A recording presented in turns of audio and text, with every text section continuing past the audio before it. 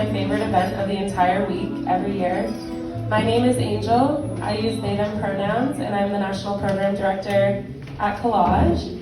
And I'm a collager because I have a lesbian mom, and I'm originally from rural Connecticut. I live in New York City, and I've been coming to Family Week for 20 years, and I will be moderating the teen panel this year.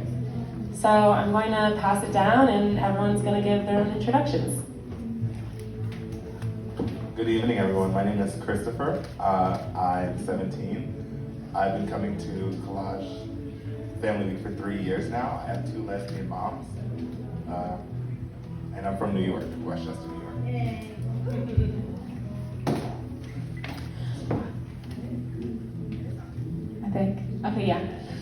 My name's Lauren. I use she, her pronouns. I'm a collager because I have 2 moms.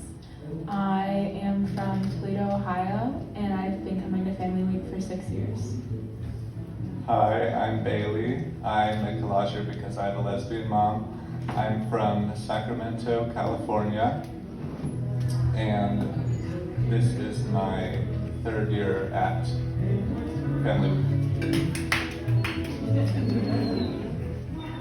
I'm Delia. I use she, her pronouns. I'm from Central New Jersey, and I'm a collager because I have 2 moms. And I've been coming to Family Week for 12, 13 years. I've been coming since I was a baby, and then we took a little break during COVID, and now we're back. So. My name is Lula. I use she, her pronouns.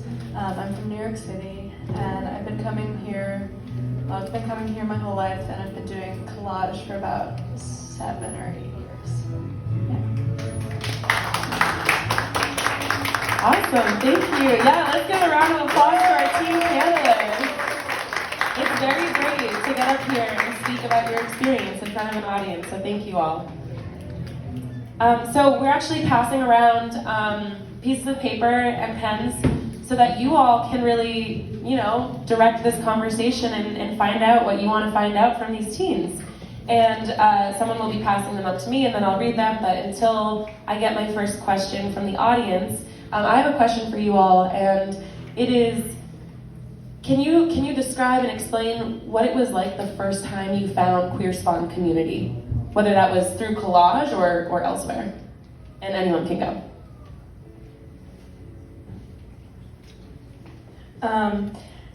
I think it's really nice to have a community of people with queer parents because, even I grew up in New York City, which, there's a lot of queer people and it's a very diverse place, but I really didn't know anybody with a queer family growing up. So it is cool to be able to meet people who have a shared experience over the summer. It's kind of like a niche thing that we have in common, so it's fun to talk about the little things that only we'll understand. So yeah, it's really nice to have a community like that here. I definitely agree, and I grew up in a very open environment, and then moving in with my parents was also very amazing. And coming to P-Town for the first year was I was very anxious. I didn't know the environment. I have danger when I'm in, I feel anxious when I'm in a new environment, but it didn't last for very long. I was put in Collage immediately, and I met some amazing teenagers who made me feel very comfortable and very open. We all were open with each other, and we connected fast. Yeah, I agree. I only knew one queer family growing up in my school. We have family friends who also have children who are gay, who have children. But I really only knew probably 3 or 4 other families like mine. So it was super cool to come here and have, not be the odd one out.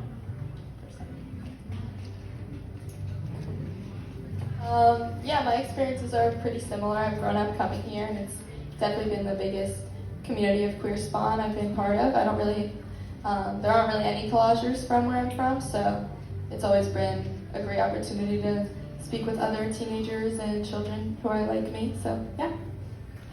I would say for me it was comforting in a way because where I live it's also a very welcoming place and a very diverse place, but I, growing up, didn't know very many kids who also had queer parents, and so coming to Family Week for the first time was a really great experience.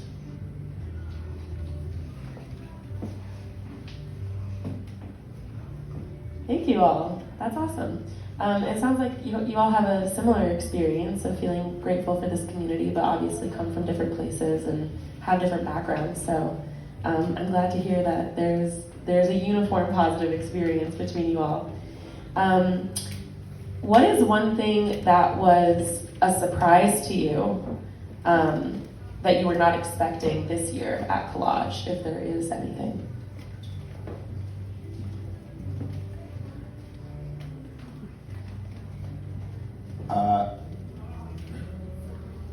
I'm gonna say getting the chance or having a new goal of becoming a part of the Collage and becoming a facilitator next year.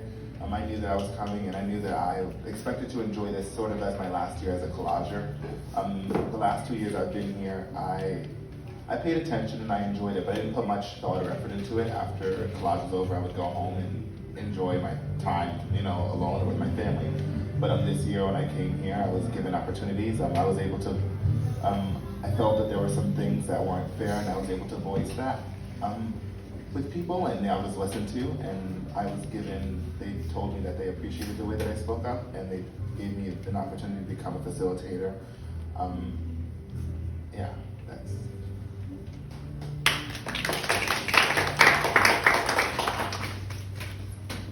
I think coming to Family Week this year, I was really expecting the teenager group in Collage to be really the same people as the previous years, but it was really great surprise to see so many new faces in our groups and to get to know even more people. I think something new and exciting and surprising for me this year is that I joined that facilitator and training program, and I wasn't really sure if I was going to be a facilitator next year, but now I definitely am sure that I want to be, so I'm excited for that.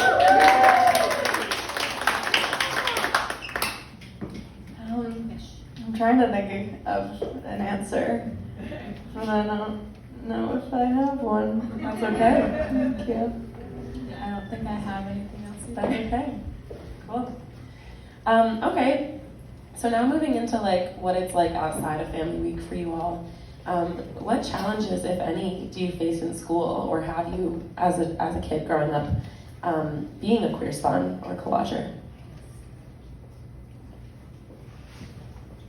I think this has a little less to do with being queer spawn and being a child of queer parents, but more to do with being queer myself. It's definitely being misunderstood and judged, and also people are always a little shocked when they see my family and they come in, and we come in and we walk into any room and we definitely attract attention, and it's just, it's different and people don't expect different, but the more that it happens, I guess the more that they'll get used to it. Being queer in school it was okay for me. I have a good set of friends, and of course there are always people out there who are meant to hate, and that's okay. But as long as you keep being yourself, that's my experience with school, is to just keep loving myself no matter what people say. I think for me, I expect it to be a little cooler to people still than it is. I remember when I started high school and I got to tell people, because when I was younger, telling people I had two moms, there was always some kind of reaction. But I got to high school and I'm like, I actually have two moms. And people are like, okay. So I think we're kind of entering a generation where it's a lot more normalized to have a queer family, which is interesting to watch happen. I mean, it's great that that's happening. I think that being older high schoolers, we're still kind of part of the generation where it was a lot less common for queer people to be having kids. And I think we're slowly kind of exiting that era and entering one where it's a lot more normal. So, while it was exciting to kind of flex it for a while, I'm glad that people are getting used to it. So.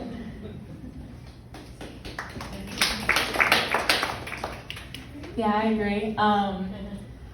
I think the big thing that stands out for me when I look back and try to remember something is like the fact that whenever my teachers or anyone, they would be like, okay, now take this home to your mom and dad.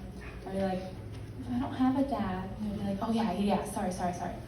Take this home to your parents. I'd be like, and I always felt like I was a little special because I got to be the reason that people said parents instead of mom and dad.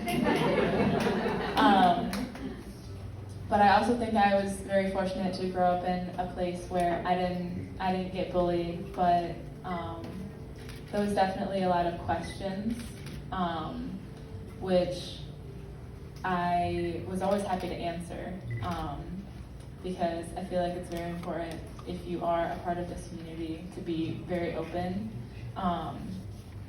and I always try to think of everything that someone says to me like they're trying to learn more about it, and that they're not trying to be rude, because I don't feel like most people are. They just don't know the correct way to ask most of the time. So I think that's a big thing, yeah.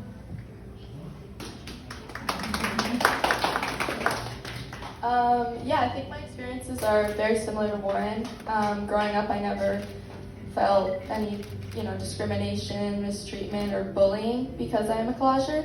The way I describe it is like judgy confusion, because I think a lot of times kids, if they aren't, brought up in a very accepting environment, they aren't seeing other familial structures, they are simply confused, and it can come across really judgy when they're little. So I think the most important part of being part of this community is visibility and showing people just what different families look like.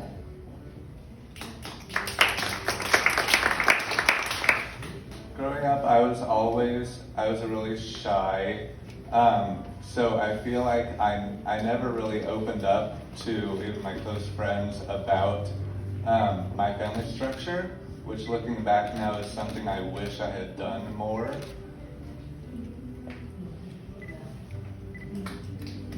Well, thank you for sharing. Here's kind of a juicy one. Do your peers assume that you are gay because you have LGBTQ parents? And do you or did you feel pressure to define your sexuality sooner than your peers with straight parents? I'll start on this one. Because just the other day I was talking to my mom, and I was like, guys, there's these guys at work, and most of my coworkers are guys, and when I first started working there, they always I don't know what it was, but they always gave me a little look, and I was like, what's that little look? And the other day, after a while, we all became friends, and I started to like them, and they were like, yeah, when you first started working here, we all thought you were gay. I was like, why did you think I was gay? And they were like, I don't know, you just gave off the gay vibe. I was like, what does that even mean? And they were like, I don't know, I think it's the Harry Potter glasses. I think it's the Harry Potter glasses. And the other guy was like, I think it's the face shape too. She's like, is there a gay face shape? I don't know, I must have gotten some of the gay genetics apparently. But that was my funny story for that. But I also do think that there is a little bit more, I wouldn't say pressure, but more expectation for you to define your sexuality a little sooner. Just because I feel like growing up with straight parents, I don't feel like there was, or there would be much talk about sexuality, but because we have queer parents, it's a regular conversation, and I feel like it's also, there's more information available for you to define who you are sooner.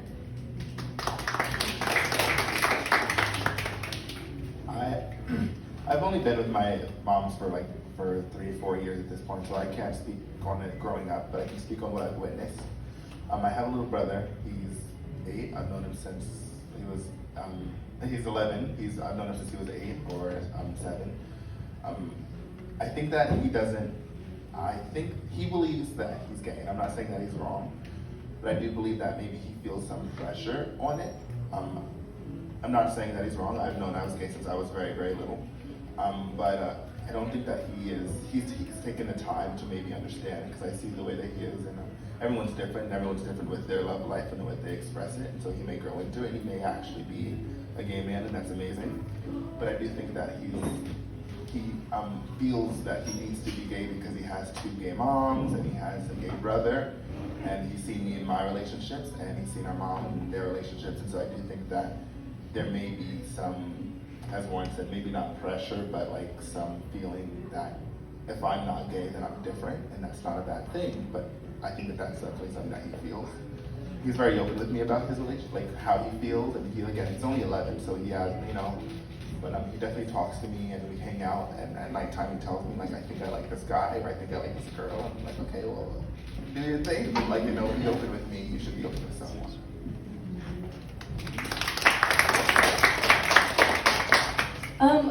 I think I didn't really grow up like thinking that I had 2 moms because it was of their sexuality. Like, I feel like I wasn't really aware of like why my family was the way it was for a long time. And I grew up in B-Town part-time, so I mean all of it was just like as normal as it could be to me. I don't think I really felt any pressure to figure out my sexuality sooner than I felt that I should. I think if I ever have felt that way, it's not because of my family, it's because of social media or people at school or just, I don't know. But I definitely did grow up kind of like idolizing lesbians and gay people. I mean, all of my parents' friends are like the coolest lesbians. Like, I was just like, I remember in like 4th grade, I had a crush on a boy, and I was crushed. I was so upset. I realized I liked him, and I was like, I thought I wanted to be lesbian. And like, I mean, that's like the only experience like that I can remember. But I don't think I've felt pressure of any sort. I think it was just very nice to have all sexualities be completely normal when I was growing up.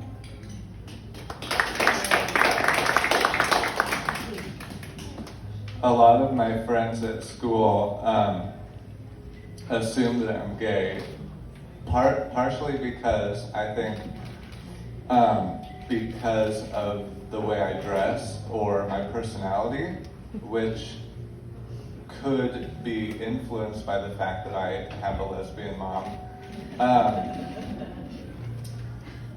Growing up, I didn't really feel much pressure to identify with any certain sexuality. My mom has always been very open-minded about all of my identities and the identities of my little brother too.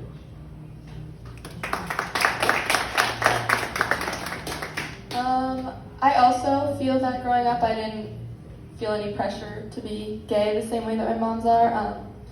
And if there was any pressure to know my sexuality sooner in my life, it was certainly not from my moms. It was similar to what Lula said, from social media.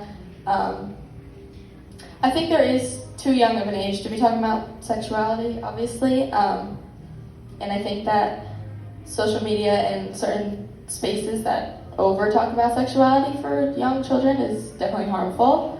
Everything has to be age appropriate, but I definitely didn't feel that growing up with 2 moms, a pressure to be gay or pressure to know my sexuality sooner. It was, if anything, from other sources. So.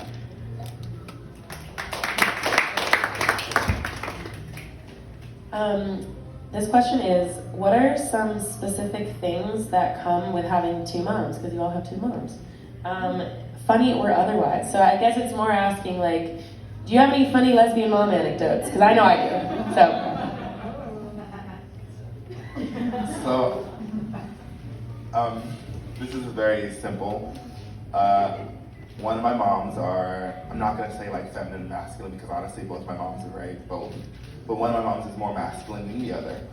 And my more masculine mother, she thinks that we have the the same style and the same stuff. I'm not gonna say that we don't, but I will say like we do have similar style, but it's definitely like when we go shopping and I see them, I'm like, I'm like that. And she's like, oh, I would like that too, if it was this. I'm like, okay, so you don't like that. Besides that, outside of like the clothing aspect of it, because I see things that my feminine mom wears, I'm like, oh, I want that. Like, could I have that? She's like, no. I'm like, but outside of that, my friends love them. Everybody loves them, and so having people interact with them is nice. That allows for me to know that I can be myself around my friends and other people because they love my mom. So if you love my mom, then I'm pretty much my mom. So you know.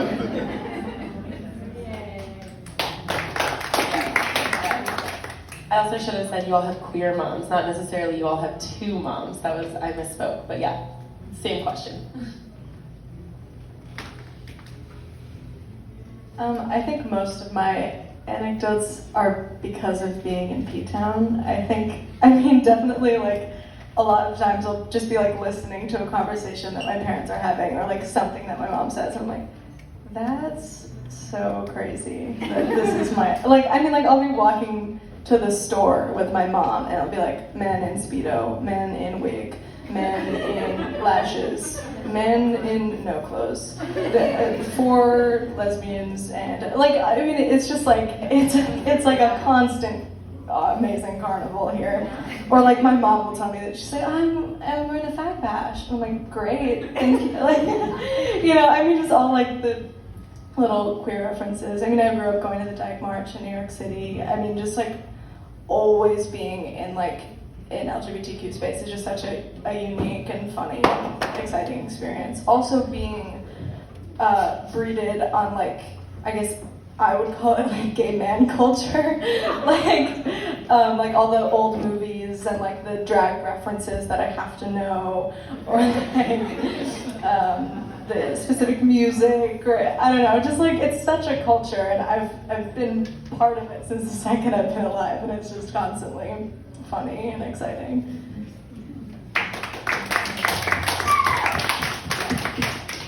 Something that comes up really often in my family is when I go places with my mom and her brother, who is my uncle, people are always assuming that they're my parents, my mom and my dad, and it's kind of hard to explain to people that no, my mom is actually single and she's gay and that's her brother.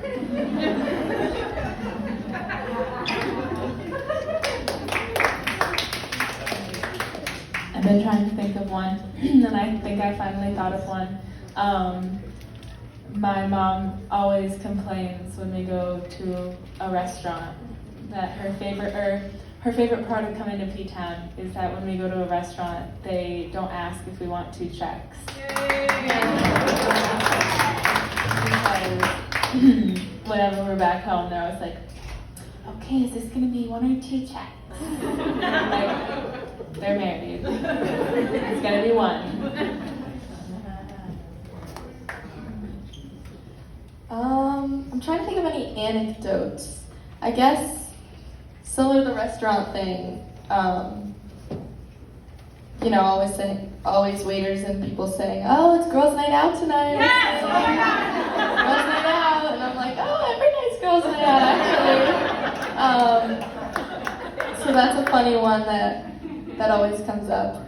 And obviously growing up with all the classic lesbian music, that was always great.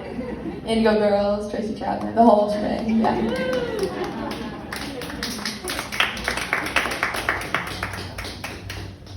Awesome, great answers. Okay, this next question, well, first of all, if you have more questions, please keep sending them in, because I'm not done accepting them. But this question is, do you have a GSA at your school? And if so, is it helpful? And what has your experience been if you're in it, or why are you not in it? Like, what's your relationship to that, or anything like equivalent to a GSA? So I love talking about my school GSA only because my school is very open. I have so many teachers who love me, so many like the security guards, the teachers, the janitors. Even my health teacher. Like, it's very awkward, and he made sure to include queer sex in there for me, and that was very awkward because it was I've known him for 3 years, all 3 years of my high school, and he said to me, he was like we had the health class, and he asked me, he pulled me to the side, and he said specifically like, do you want me to cover queer sex? And I was like,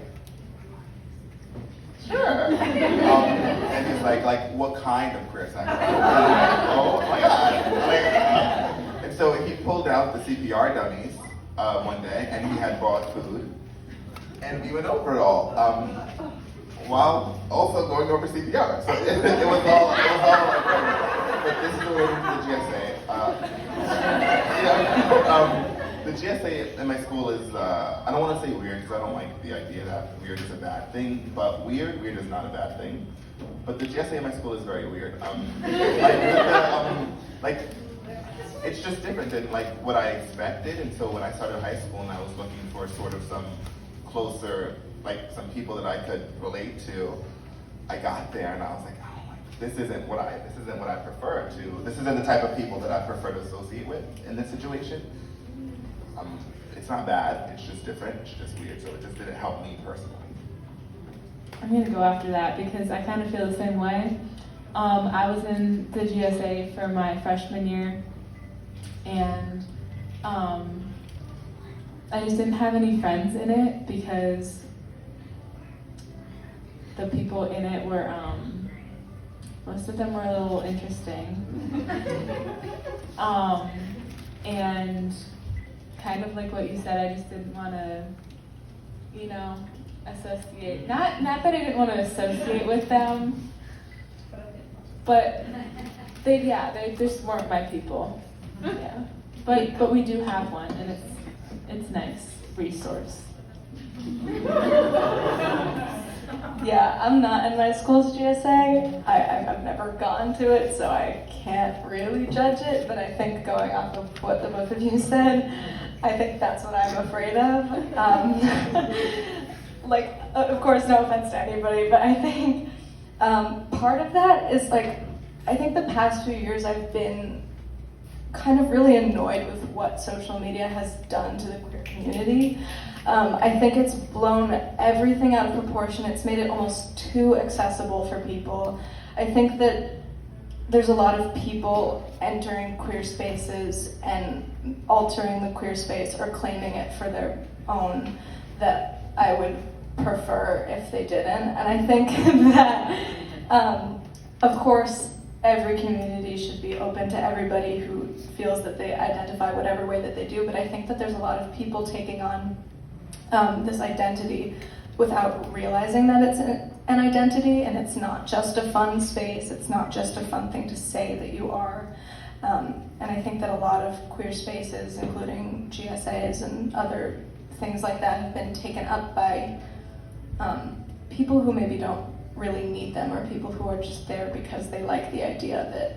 And I think that that's been something that's really bothered me a lot. I think since the pandemic is when that really started happening. So yeah, I do wish that I felt like I wanted to go to my school's GSA, because I go to a performing arts school in New York City, and there's still no gay people, which is where are you gonna find them then? I don't. So maybe I should try it out, but I don't know. I just wish that there were more authentic queer spaces available, but I don't feel too much at loss because here. So yeah. Can I add on to that really fast? I do believe that, and I do believe I agree partially. I do feel like people are entering such queer spaces and identities before they're ready or before they've actually thought about it. I think that for some people, they struggle with one portion, especially us growing up. We went through COVID, and that was difficult, and so they don't thoroughly think through their sexuality, and so they're like, okay, well, I'm not attracted to you right now, and then they just immediately claim a sexuality that they don't know if they actually are, but they just thought, okay, well, because I'm not attracted to it, that's what I am. They don't take the time to think about it, the space to think about it, or none of the other stuff. And it looks bad, because then then it's just like, you know, you're claiming a sexuality, and then when it's time to sort of act on that, right? You have someone of that sexuality flirting with you because you claim that sexuality, you're offended or you're hurt, and that's wrong, because that's wrong. It just makes people feel bad about themselves.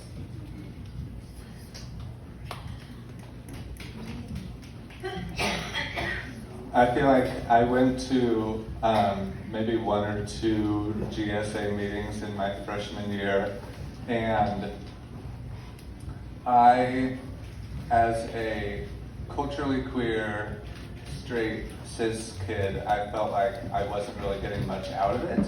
And I have been very involved in my school's theater program, which has been really fun and has a lot, and is home to a lot of queer kids. And I feel like that has been a very cool space for me. Yeah, I have very similar experiences. Our GSA is very small. It used to be a lot bigger, but the advisor ended up passing away. But yes, similarly, our GSA has a very strong stereotype of the types of people, not the gay, but like specifically that go to the GSA meetings. And I think that the only time that I really got involved was when the GSA was trying to get more queer sex ed involved in our sexual education, which I think is very important, and I was a little bit involved in that, and I think that that is crucial, and I wish that it was stronger in my school. I go to a very big public school. And I wish our GSA was bigger, and similarly as a cultured, queer, straight, cis woman, I haven't really found that space to be super helpful for me. But it exists, and I know a lot of kids in my school love the GSA, so yeah. So this is a follow-up to that question. As an educator, I'm wondering if there are ways you wish your schools structured your queer spaces or GSAs, and specifically like from yourself, but also like from that collager perspective too.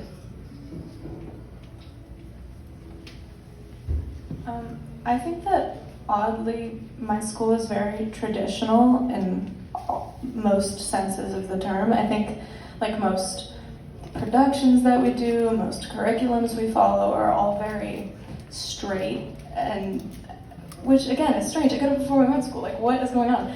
But I don't know, I just wish that you didn't have to go to like a club or a group or carve out your own time to feel like you're in a space that's welcoming of queer people. So I think the biggest part is I wish that we learned anything about queer history, like literally anything. Like I wasn't even taught about like women's rights until like 2 years ago, but I mean, Stonewall never been touched in a school setting.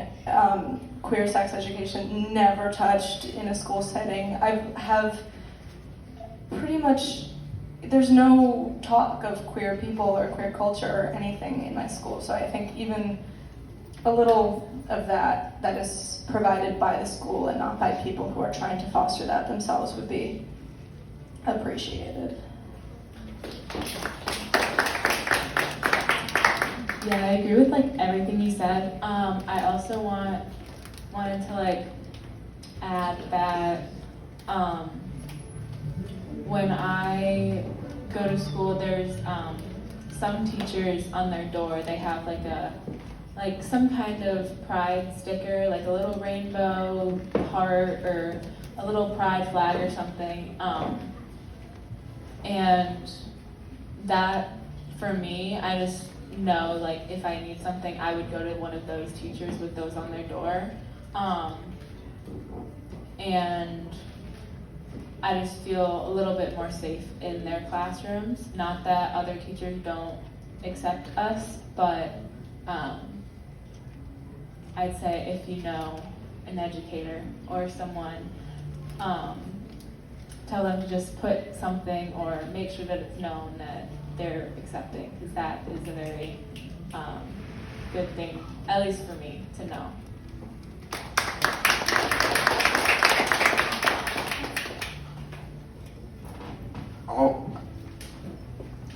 I've never had any negative experiences like in high school concerning like sexuality or like anything really. All my teachers have been open, and then I also know that there are teachers that I can go to for this stuff that, although it may be awkward, they'll find a way to assist me, even if it's uncomfortable, and even if it's outside of what they're legally allowed to do. I know that they find a way to support me and help me. Of course, nothing inappropriate or anything, but like if I tell like a teacher like, I'm having sex, I need condoms, I know that they're like, okay, so you can either go to these, or if you prefer me buy them for you, I can do that. Or if I tell them I'm uncomfortable, it's like, okay, well we can, I can buy them for you if you give me the money. There are things that I know that there are teachers at who I can go to, even in uncomfortable circumstances, and that I really appreciate.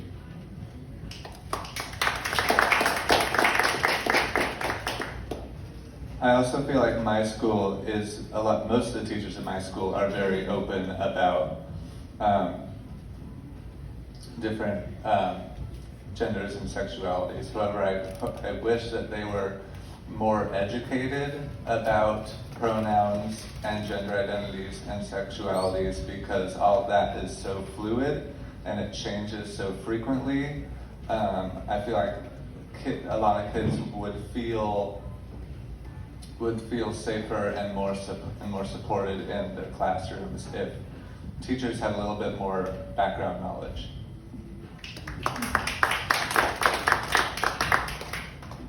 I think in terms of my school, we, again, building off of what Lewis said, definitely more queer history, starting at a younger age. I know the first time I ever learned about the AIDS crisis was last year in US history, and it was like taught in a very certain light that I don't think was very appropriate.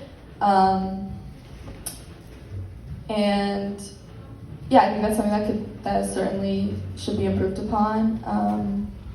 But in general, I would say my school is very accepting and open, being such a large public school. So yeah, I would say that's the biggest thing that I would like my school to improve on.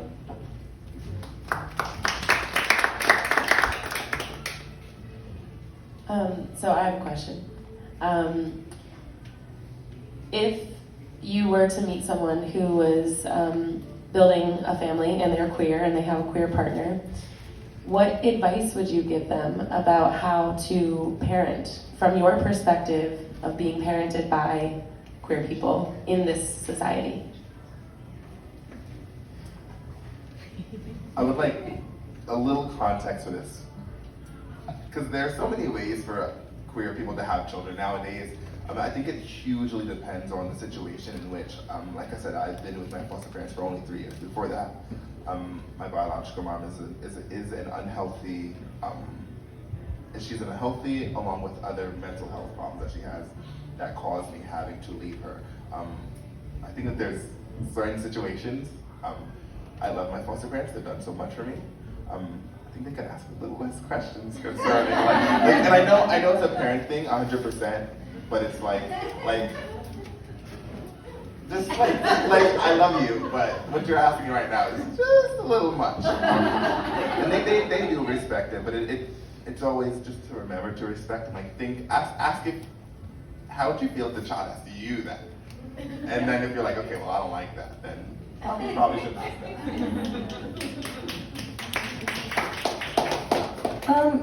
I don't think that I would give queer parents any different advice than I would give straight parents. I mean, I don't really know who I am to be providing parenting advice. I don't know. I think that, obviously support is the most important thing, is supporting your child and, what they want to be doing. And I think, regardless of the fact that I have queer parents, my relationship with my parents is so great, and I think that it's so important to try to have a relationship with your child. I talk to my mom so much.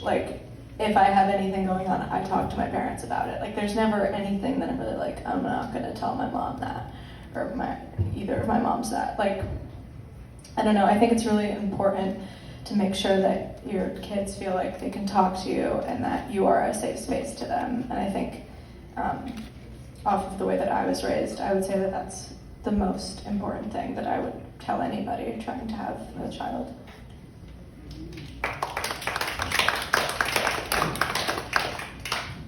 I think the only thing that I can think of, like relating to being a queer parent, differently, like something you would do different if you were a straight parent, is like if you used a sperm donor or if you, like, just however you made your child, make that aware to them. Like obviously when you feel appropriate, when it's appropriate, but like, I know that for me was something that I wish had been told a little bit sooner, because when I was little, I was just like, I had 2 moms, I don't know, and obviously I didn't know what sex was in 2nd grade, but I always just said, oh yeah, because my friends were always like, oh yeah, my mom and dad fell in love and they had me. I was just like, yeah, my moms fell in love and they had me, which is true, but it has a little bit of a different meaning for them versus for me, what falling in love means. I would tell queer parents and straight parents too to never assume anything about your kids. Always like expect anything, be flexible. And also to encourage your kids to ask questions about the world, about how they came to be, about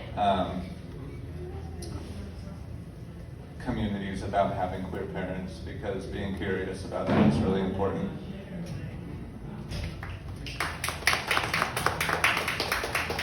I think advice I would give queer parents also boils down to what I said earlier. It's all about visibility. I think show your kids all sorts of familial structures. Show your kids straight families, queer families, all different kinds of things. To provide your kids with the most accepting upbringing for them to truly be authentically themselves.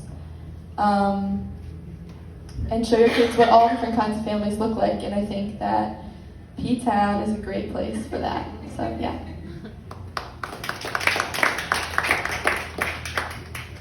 Thank you. So we have about 10 minutes left, so if there are any other questions floating around in the audience, please bring them up to me. This question is, how do you feel about the word queer spawn? And also, does it feel comfortable sharing with others that you are queer spawn? Do you use that word when you talk about your family? I don't mind it. Okay. So my very first year here, one of my moms and I had a conversation, and she told me that she didn't like it, and I kind of agreed because it sounds like you're saying we're from hell. You know what? That's okay. But I don't take it personally. I mean, in my eyes, it's very similar to it's just a word, and not all words are just a word. But this is if this is how you prefer, then yes. If this is the word queer spawn has no, in my eyes, evil meaning behind it, no bad intentions behind it. So I prefer not to be called queer spawn. You could just say my moms, and I love telling people I had moms, and then people think I'm saying moms as in I'm going to my mom's house, and it's no, my mom. It's my mom. I have 2 moms. And they get it eventually, but I do love pointing that out, and all my friends love it. I don't hate the word, but I also don't use the word in my vocabulary. But if I get referred to as a queer spawn, it's not I hate you because you said that. I don't like saying it just because it feels like I'm like a bacteria or something. I don't know how to describe it. but like I feel like a bacteria or something would be called queer spawn. But yeah, it's not like a horrible word. I don't hate it. I usually, yeah, like you said, just say like my mom's or like queer parents. I feel very similarly to Warren. When I'm talking about myself, I generally say like, oh, I have a sperm donor, or I have a lesbian mom. But when people are referring to me or asking me about being a queer spawn, then I'm fine with it. Yeah, I mean, I love it on a t-shirt. I don't think I ever really use it in my day-to-day life. I think I used to say that I really love the word, but like that might not be totally true because I've never ever used the word in my life. Like, I mean, I have a shirt that says queer spawn, and that's cool. But it does feel a little alienating, or bacteria-like. Yeah, I mean, I feel like I don't really feel the need to like have a word for having two moms. I'm fine to just say I have two moms or I have a queer family or whatever. If you call me a queer spawn, I'm not going to feel offended. It doesn't roll off the tongue necessarily. Yeah, I remember 2 years ago when I was sitting on this panel, asked the same question. I was like, oh, I hate that word. It makes me feel so weird and different and bacteria-like. And I feel like I'm a little indifferent to it now. Again, cool on a shirt, cool to be said in like collage or space. It's great. But when I go and introduce myself to people, I say, oh, I have two moms. I don't say I'm a queer spawn. So yeah, just a preference thing, but I don't think it's like a bad word or anything. So yeah. I feel like the word has a lot of different meanings for everyone, and it also can provoke questions. I feel like it'd be a good word to have on like a bumper sticker or something. If you want a bumper They were sticker that giving says out queer bumper spawn, stickers. we have a lot of those. I'm gonna put one on my car because I also like it just as a little decal, not to use in my vocabulary.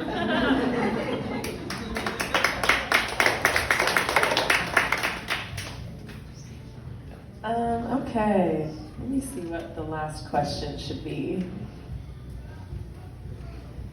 I guess this one. Have you ever experienced longing for a different family structure than you have at all? And it's okay if you have. And if so, how have you coped with that feeling? And I guess, like, also imagine if a younger collager is asking you this. What would you say to them? No. I've never, ever found myself being like, wow, I wish I had a dad. When I can tell you, I've never thought that. And that is nothing against dads or men or people with dads. Love you, that's so great. I'm so happy with my two moms. I feel like, I don't know, I feel like they each fill a different role in my life, so I feel like it's not like I just have like a duplicate mom doing the same mom thing. It's like I have two parents. I get different things from each of my parents, so I don't feel like one of them needs to be a man. Yeah, I don't feel like I have this like longing or anything like that. I love having two moms. I want to add on to that too. I 100% agree with you. They do different things, and so I don't like the idea of feminine and masculine roles in a relationship. I absolutely hate it. But I do feel like in my mom's relationships, we have my mom who like picks me up from school, takes me, cooks us dinner, and then my mom who goes to work and does like the money making and is the breadwinner. And so I don't see the need for a father. And like all the needs are filled, and it's the same thing in my eyes. It's the same thing. It all falls under the same umbrella of a relationship and a loving one, so it doesn't make a difference. Yeah, sure. I've also never really found myself longing for a dad or a father-like figure. I've had like some, father-like figures in my life, but I've never really found myself longing for a dad, and I don't think that's an issue of anyone that does. I think it makes sense if you want that type of relationship, and I think it's fair to feel that way, but I never really found myself longing for anything different than I had growing up. I wanted a brother when I was little because 6 girls can be a lot. I wanted a brother, but no, nothing different with my parents. I loved it always. Yeah, I can never remember wishing that I had a different family. I remember being like, oh, it would be cool to have a dad. That's interesting. But I never wished that I did have a dad. I just thought it would be cool to know like what it would be like. But I also think my moms aren't like traditional moms. They know how to use a power tool and like they can do all the stuff that traditional dads can do. So I think that would be different if they were like the traditional mom. I definitely feel like part of what we perceive as normal in our lives is what we have always grown up with. So to me, it feels like if a dad just suddenly popped up in my house, it'd be really weird.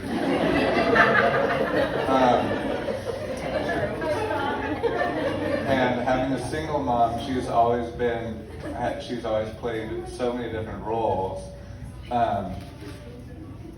But also, my uncle has played a really important role in my life. And without a father figure in the house, I feel like I played a bigger role than some siblings in helping with my little brother, like with his homework, watching him when my mom's away and stuff like that, which it feels like a struggle sometimes, but it's also been a really good experience, and I'm grateful for all of it.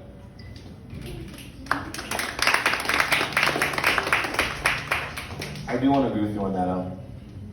Having 2 moms can make someone who's younger sort of feel like they're missing out on something.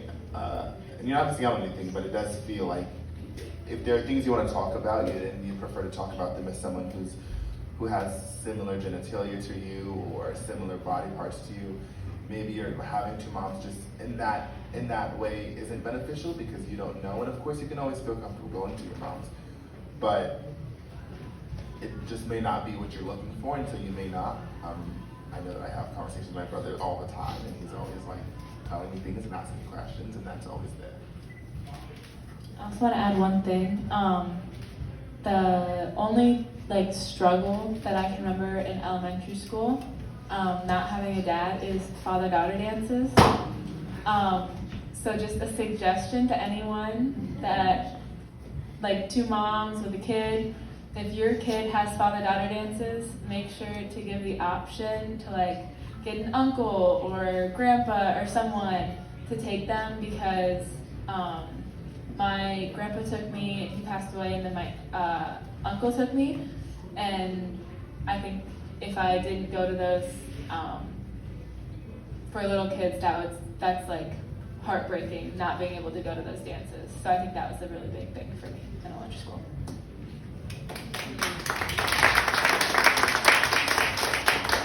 Is there anything else that you'd like to share before we wrap up? Okay, I want to thank our ASL interpreters, Travis and Umber. And I especially want to thank these amazing teens. You are so brave. And I'm really, really, really glad you're all part of this community. Thank you so much. Thank you all for coming.